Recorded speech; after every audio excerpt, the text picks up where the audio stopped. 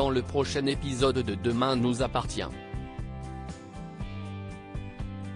Tandis que Bart est exclu du lycée, Fleur fait une proposition à Hugo. Maxime, quant à lui, continue de passer du temps avec Amanda, et Samuel demande de l'aide à Rémi. Attention, les paragraphes qui suivent contiennent des spoilers sur l'épisode de Demain nous appartient diffusé demain soir sur TF1. Si vous ne voulez rien savoir, passez votre chemin. Mardi 2 avril dans Demain nous appartient. Bart est exclu du lycée et Fleur fait une proposition à Hugo. Fleur, qui a vu Bart embrasser Hugo, confronte Anna et lui demande pourquoi elle ne lui a rien dit au sujet de leur relation. Elle paraît très perturbée par ce qu'elle vient de découvrir et Anna ne peut s'empêcher de lui faire remarquer que sa réaction n'est pas loin d'être homophobe. Fleur s'en défend mais avoue que ce n'est pas ce qu'elle espérait pour Bart car être homosexuel aujourd'hui reste, selon elle, difficile. Elle a ensuite une discussion avec Bart et lui révèle qu'elle sait tout. Bart, surpris, admet qu'il ne lui a rien dit car il avait peur de sa réaction mais Fleur lui assure que quoi qu'il fasse elle l'aimera toujours. Elle cherche ensuite à comprendre si son fils est gay ou bisexuel et Bart lui demande de ne pas le mettre dans une case. Il ne voit pas les choses ainsi. Il n'est ni gay, ni bi. Il est juste lui, et il est simplement tombé amoureux d'Hugo qui se trouve être un homme.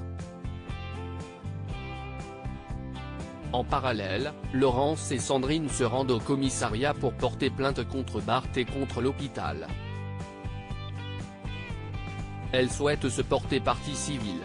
Gabriel, quant à lui, aperçoit Charlie au spoon avec les clés qu'il recherche tant et demande à l'adolescente de lui les rendre en prétendant qu'il s'agit des clés de son local à vélo. Mais sans preuve de ce qu'il avance, Charlie refuse et s'en va avec les clés. Gabriel rend donc visite à Arthur, qui va mieux grâce à un nouveau traitement enfin efficace, et les deux adolescents, qui se savent menacés, décident de tout mettre en œuvre pour se procurer le numéro de Charlie et la persuader de leur rendre les clés du hangar. Au lycée, le conseil de discipline de Bart a lieu en présence de Fleur, Bart, Sandrine, Chloé, et Olivier. Sandrine, qui refuse de passer l'éponge sur l'insulte proférée par Bart, annonce à l'adolescent et à sa mère qu'il est exclu du lycée durant 8 jours. Fleur trouve étrange que cette sanction tombe le jour même où Sandrine décide de porter plainte contre Bart et est convaincue qu'elle cherche à se venger, mais Sandrine assure qu'elle ne fait qu'appliquer le règlement. Bart ne revient pas et part rejoindre Hugo. Il lui annonce que sa mère est au courant de leur relation et qu'il se sent plus léger maintenant qu'elle sait la vérité. Il a même envie d'en parler à ses amis. Hugo, lui, se demande si cela ne va pas conforter Fleur dans l'idée que Bart s'est accusé à sa place, mais Bart le rassure, il ne changera pas sa version des faits. Cependant, une fois Bart parti, Hugo a la mauvaise surprise de voir Fleur débarquer pour lui proposer un deal. Elle souhaite qu'il sorte de la vie de son fils et lui demande d'écrire une lettre dans laquelle il dira la vérité sur l'accident avant de quitter cette. S'il accepte, elle lui donnera en échange une très grosse somme d'argent. Samuel demande à Rémi de l'aider à se faire accepter de Nour et Soraya bien qu'il sache pertinemment qu'il ne le porte pas dans son cœur. Samuel se tourne tout de même vers Rémi pour tenter de se faire apprécier de Soraya et de Nour. Il lui explique qu'il aime vraiment Leila et qu'il aimerait que ses filles acceptent qu'il vienne dîner un soir à la maison afin qu'il puisse leur prouver qu'il n'est pas le monstre qu'elles s'imaginent. Rémi, agacé dans un premier temps, finit par céder et en parle à Soraya et Nour. Mais sans surprise, Nour refuse de passer une seule soirée avec Chardot. plus ouverte, Soraya lui fait alors comprendre que leur mère est amoureuse et que si elles veulent son bonheur elles vont devoir faire un effort. Nour change donc finalement Davis et les deux sœurs annoncent la bonne nouvelle à Leila qui est ravie mais stresse déjà, ne sachant pas ce qu'elle va bien pouvoir cuisiner pour Samuel.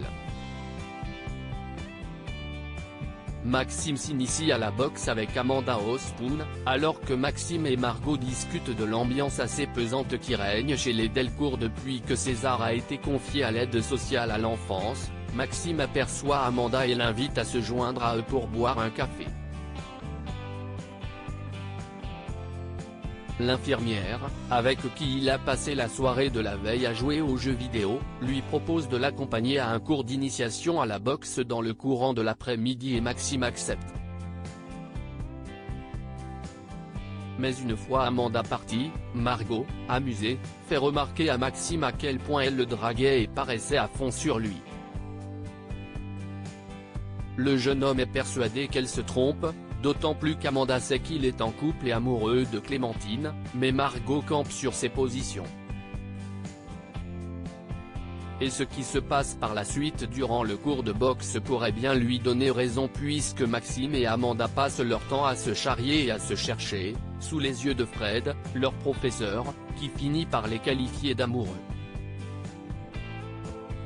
En rentrant à la maison, Maxime doit cependant faire face aux questions de Clémentine, qu'il a attendu pour manger au REM et qu'il la prévienne.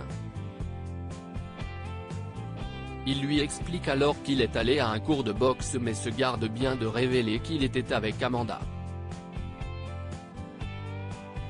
Il assure à Clémentine qu'il était seul avec Fred mais sa compagne paraît soupçonner qu'il ne lui dit pas tout.